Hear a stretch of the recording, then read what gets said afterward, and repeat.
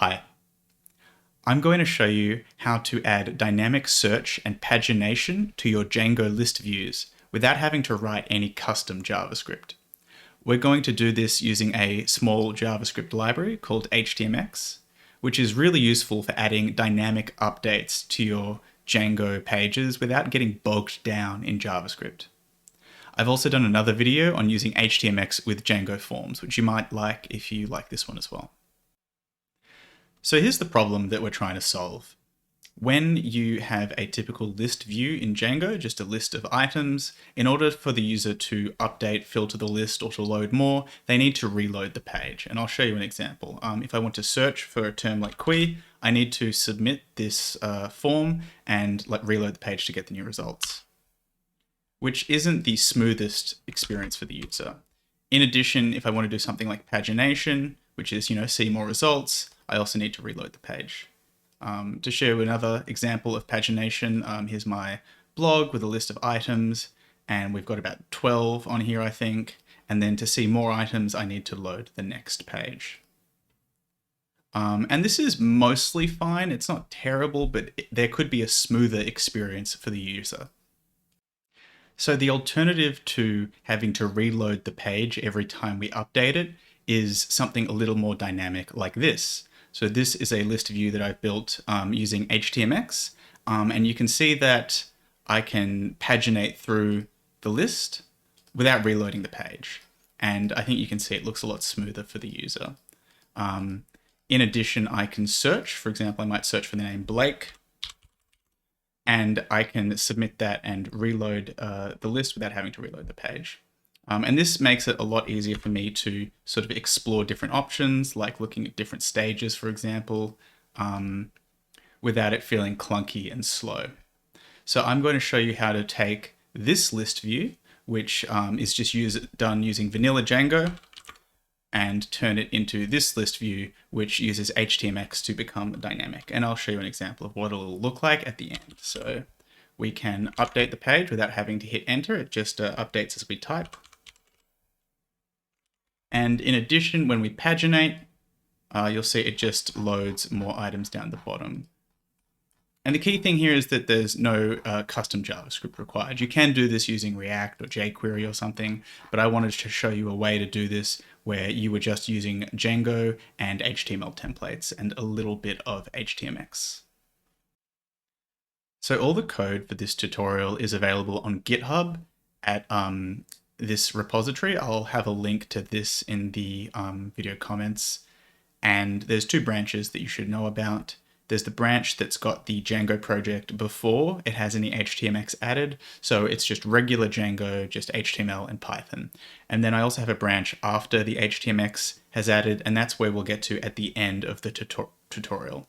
To get started, we're going to clone this repo.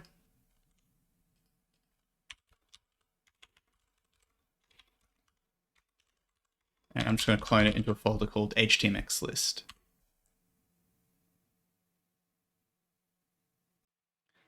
So now I'm going to check out the before htmx branch and show you how to get set up, and then take you on a quick tour of the code so you understand where we're starting from. So to get onto the before htmx branch, I'm going to do git checkout, what was it, before htmx, and that'll get us onto the right branch. So there are setup instructions in the GitHub repo, and you should be able to just follow these, assuming you have Python installed. So I'm just copying and pasting my own instructions in. We're going to set up a virtual environment and activate it. If you're using Windows, you'll have to use a different command for this bit. I'm going to install the Python requirements with pip.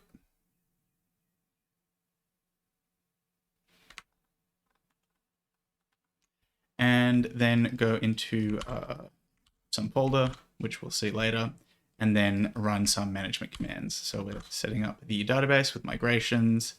This is a custom management command that I've created just to set up the test data. It'll take like 2 minutes to run or so. And I'm just going to skip this bit because it's kind of boring. So I'll be back when this is done. Okay, so I've just finished that setup test data command, and now I can run the Django development server. And you should, if you're following along, be able to now find it on localhost 8000, and you should see something like this. So this is the starting point where we're only using Django. There's no JavaScript or htmx being used here. And so you should have a working search function. If you search for something like is and press enter, you should get only results with is. I'll maybe do something a little more discriminatory, EAQ. There you go. So the search works. And it should also have pagination, where if you click next page, it'll take you to the top and then show you the next page of results. And it should just keep doing that until the page runs out, which is not a great design, by the way. I wouldn't usually do this. It's just a starting point for the application that we get at the end. So there you go. You should be all set up now. Next thing I'm going to do is take you on a tour through the code that we're starting with. Let's have a dig through the current code so that we understand where we're starting from. I'm going to open up this repository in VS Code.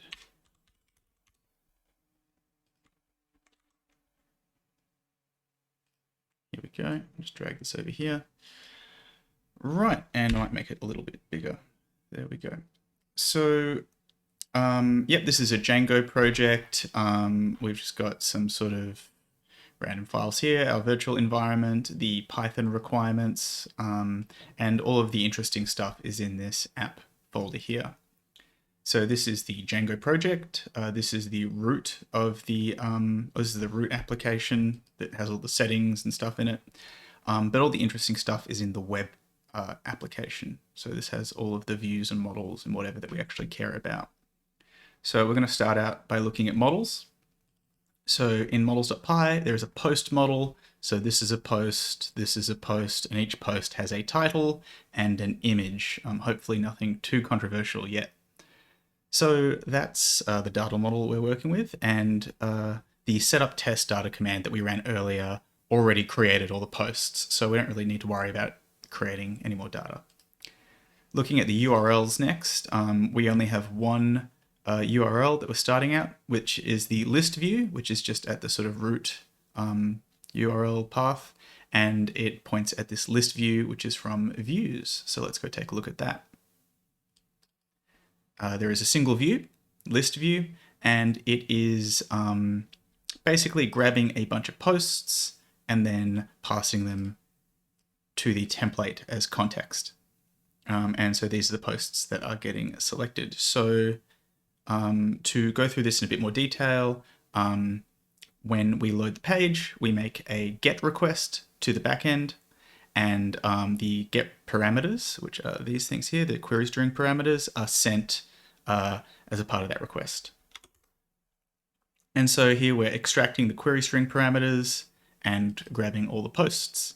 And then if there are any search parameters, like qui, for example, it is then filtering down the posts to only those that contain the search term. So that's the whole search bit. That's it. We're just filtering out anything that doesn't have the search term in the title. I contains just means that lowercase, uppercase doesn't matter. I can do qui, qui, and it still works. So it just means ignore case. Then we've got this paginator thing.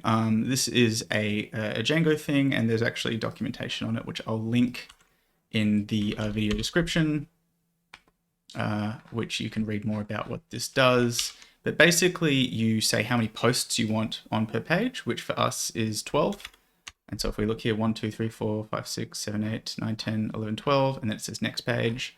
So it's just breaking up the big list of, I think, 64 posts into blocks of 12, where we show at max 12 posts per page, and we just use that to break up the list. If you haven't used the pagination class before, I recommend you refer to the documentation just to get a better idea of what's going on here. And so the last thing we have to look at is the template, list.html, which is pretty straightforward. We've got some CSS in the head, but the important elements are this input, number 1, the list of posts, number 2, and number 3, the load more button. And I'll just quickly go through these. So the input, this thing here, is sitting inside of a form, and so by default, when you press enter in the input, it submits this form and makes a GET request to the current page with this query string parameter. So it's going to sort of add this query string parameter and reload the page. So if I do sort of foo, whatever that is, it's going to add question search equals that because of the way I've named it. And that's just the way that HTML forms work. The second part, this list of posts, is we have this sort of container of cards, and then inside for each post we add a card with the image and the title. So hopefully that's not too controversial. And finally we have this next page button, which is just a link to the current page with the query string parameter of whatever the next page number is, and whatever the current search term is, so that we preserve the search term. So I'll show you quickly. If we go next page, we go to page equals 2. This only displays if there is a next page, and this is sort of just a utility thing on the pagination class, where it has the has next attribute. And so that means that as we go through all the pages, eventually we get to the end where there is no next page, and then the button disappears. And that is it for now. Now we can have a look at what our new architecture will be when we add htmx to try and make this dynamic. Okay, so I'm going to take you through the change in architecture that we're going to apply to this project when we add htmx. And this is so you understand what's going on once we start changing the code. So I've got some diagrams here sort of showing you how the code is going to change. At the top, it's the old way using just Django, and down the bottom, this is the new way. And I'm also going to show you how that actually looks in our network requests by looking at the Chrome network tab. If you haven't done this before, then you can get to here by clicking inspect and hitting network, or you can also press Control, Shift, and I to open up the inspect tab. Cool, and so this, I think, let me just double check. This is the vanilla Django view, and this is the htmx view. Yeah, cool. All right, so for starters, let's just look at what happens when we load the page. So pretty standard stuff. You're in your web browser, you load the page by going into your address bar and pressing enter. And then hits the Django, it makes a GET request to the root URL, hits the Django server, runs the list view, which renders the list HTML template, and it returns the full page of HTML. And you can look at that. If you click on the request, you look at the response, you can see all the HTML. And in the sort of the new way of doing things, it's exactly the same. And so I'll just show you that. If we just load the page, and we look at the doc, which is the HTML that comes through, you can see that it just loads all of the HTML and displays it in the browser. Nothing too interesting going on here. So now let's look at the old way of searching, or the sort of vanilla Django way of searching. In our list view, we might search for qui, and it makes a GET request for search equals qui, which we can see here. And this hits our Django server, runs the list view, renders list HTML, and it returns the full page of results. And you can see that here as well. It just returns all of the HTML. What we're going to do differently now when we use the htmx version is when we type into the list view, it's going to make a GET request to a different endpoint, the search endpoint, and it's going to run a different view, the search view. And this view is going to return just the search results, not the entire page. And so that's the red box here, just the search results. And it's also going to return the HTML for the button, and we'll get into the details of how that works later. But the key idea is that this search view, this htmx view, only returns the thing that changes, which is the search results. And so I'll show you that now. So if I search for qui here in the new version, you see it's made a request to the search endpoint, and you can see what comes back is just a div with the search results in it. Yep. And if I search for it, same thing, it makes another get request to the search endpoint and just returns the search results. It doesn't return all the HTML on the page. And so we're going to be hooking that up when we make our code changes. And the last thing to look at is the next page button. So same deal when we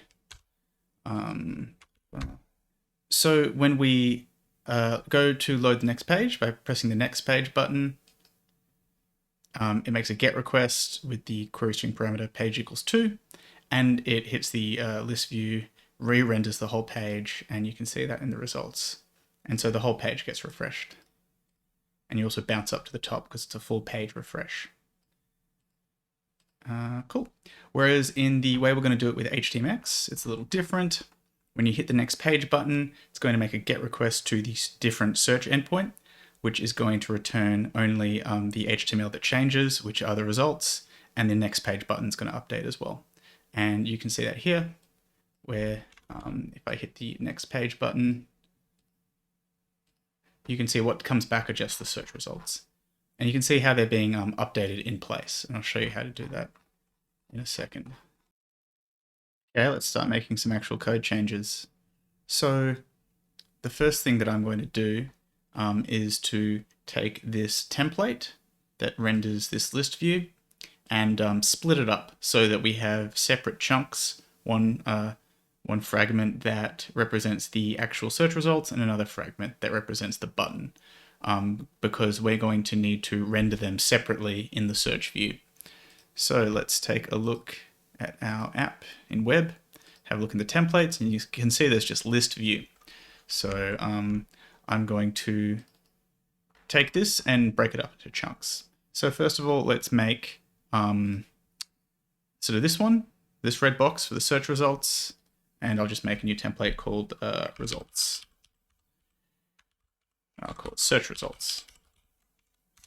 Yep, and pretty straightforward. I'm just going to copy the search results. So I'm going to take it out of here, put it into here, and then I'm going to use the include tag.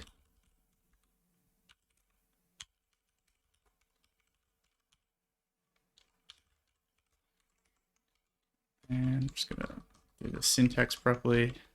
Cool. And so this should all work exactly the same way. The include tag is just taking this and slapping it into here. So no big changes yet. And we can just test that out.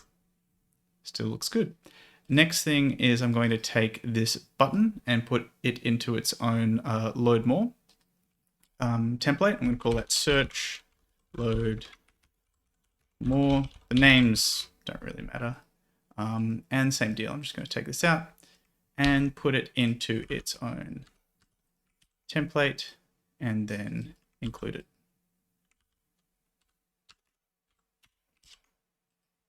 And that's it. That's all the changes we need initially to break this up into fragments, and we can quickly test that out. The load more button still exists. Very good.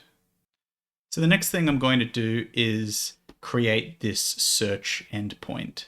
And I'm going to do that by creating a new view, and I'm going to call it search view.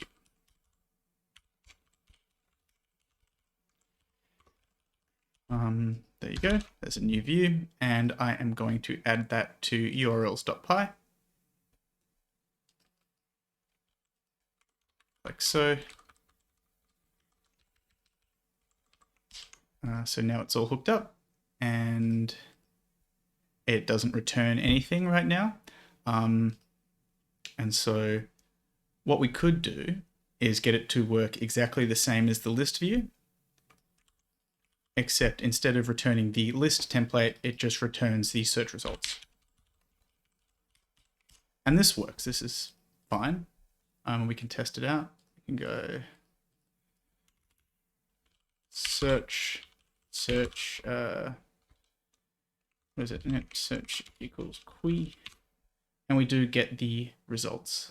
And that aren't well formatted, of course, because there's no CSS, but we are getting the results, and just the results. However, this isn't great because there's a bit of duplication.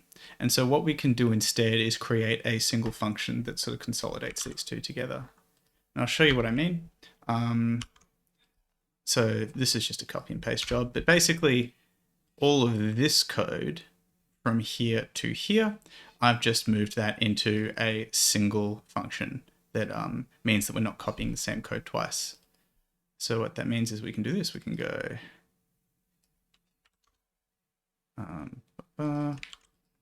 we can say that posts search equals search posts request. Oops, I don't have black installed. Yep, and can do the same thing here as well.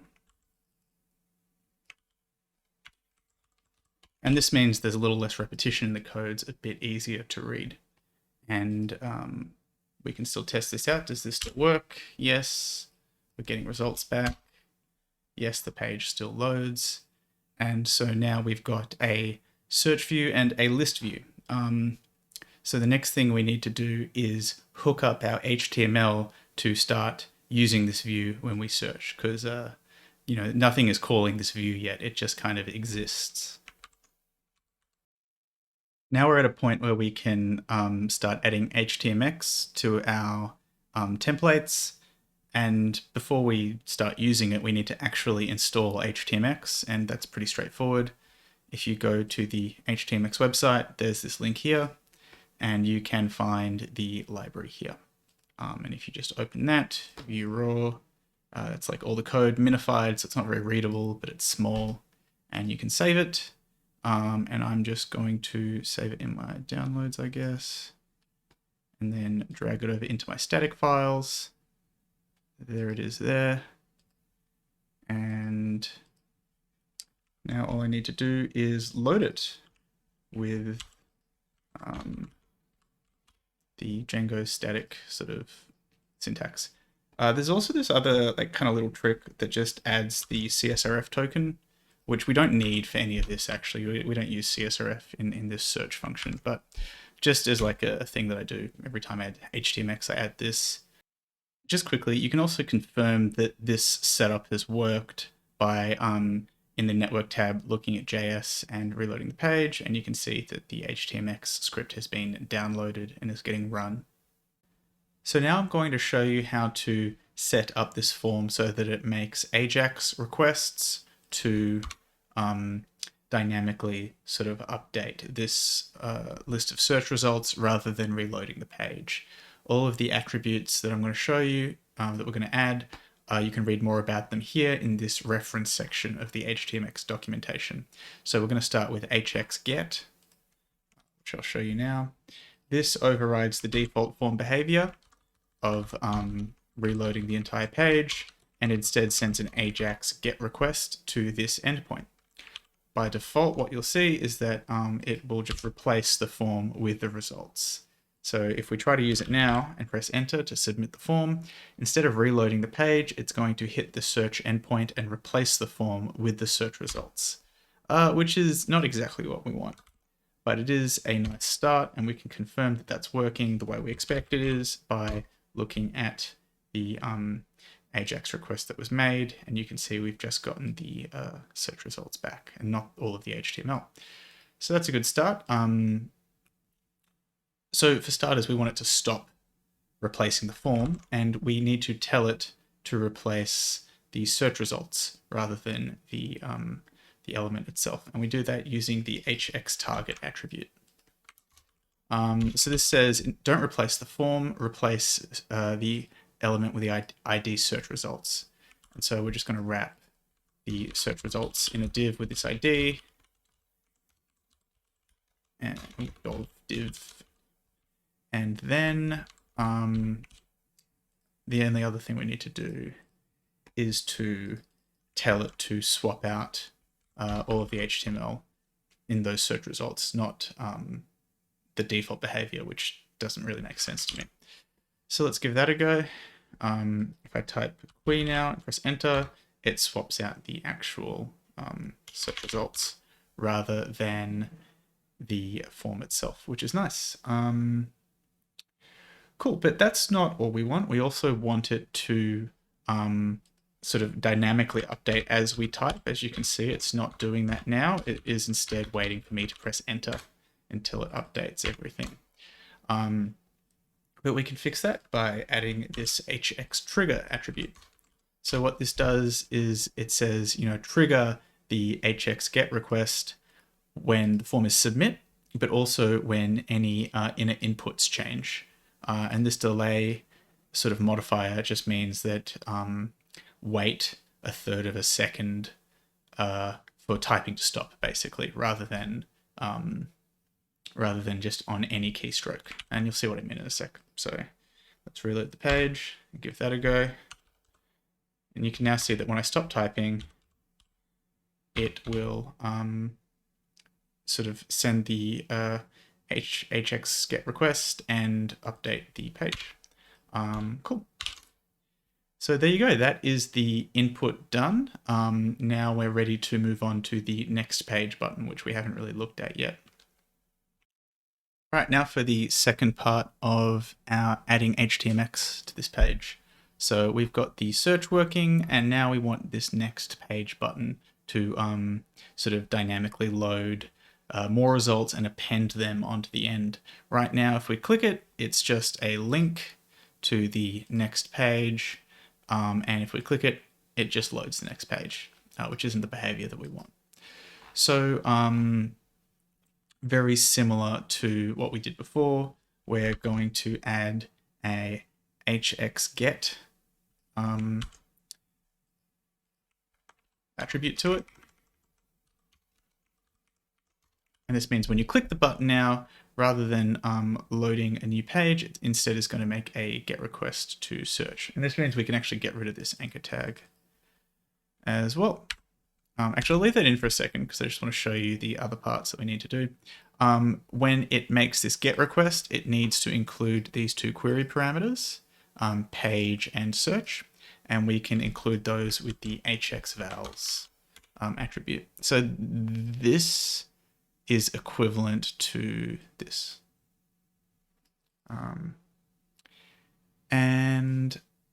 So let's do that for now. Let's get rid of this anchor tag. So now when you click this button, it'll make a get request. And of course, we don't want the button to get swapped out. We want to instead update the target. So we're going to add hx target. And let's just see how that goes for now. It's not everything, but let's try that out. So if we click next page, it should load the next page results. And as you can see, it's actually not that great. And even worse, it actually doesn't update this value. So it doesn't get to the next page after that because it's still stuck on page 2. So we'll never see page 3. So we need to update that somehow. And the last thing to add before we try and fix that problem is just this before end swap behavior. So this means instead of updating all of the search results, instead append the results to the end. So I'll just show you that. So we've got our first page. If we press next page, it then adds the next page onto the end, which is good. We're getting somewhere. However, you'll see it actually always just adds the same page over and over now. So we're never getting to the third page because this number isn't being updated. And you can see that in the requests that we're sending. So we're always just requesting for page 2. We never get to page 3, and that's because this button isn't being updated. So there are a lot of ways to approach this, to fix this problem. I've chosen one which is maybe a little complicated, but it's one of many ways you could fix this problem. And that is using the hx swap out of band, which basically means that it defines a chunk of HTML that when passed in the request isn't included in the target, but it is instead put somewhere else. So I'll just show you visually what I mean by that because it does sound a little complicated. So basically, currently we are returning this in the search results, this sort of block of search results. And we also want to return this button as well, updated with the latest page number. But the difference is that we don't want to include it in this. We want to instead swap out the button. And that's what the out of band swap does. So I'll show you how I do that now. So I'm going to do the same sort of deal I did before. I'm going to wrap this in a div with an ID so that we can identify it. I'm calling it load more. And I'm just saying here, when this is passed through as a sort of htmx result, to swap it out wherever it is on the page. So I'm going to add this in. And then I'm going to add it into the search results as well. And I'm just going to do a little include here. And you'll see that this will create a problem, which we then need to solve, but it'll mostly work, and then we'll solve that problem. So we've got our list view, and you can see we've actually got 2 buttons now. But if we press next now, it is going to work correctly and load every page until it runs out. And so now we just need to solve this problem of there being 2 buttons. And the way I solve that is, and this is just something I made up, you know, there's like lots of different ways you can approach this kind of problem, is I just put a Boolean in to say in the list view, just added a bit of context saying that this is not the search view, and a bit of context saying that this is the search view, so that when we render the initial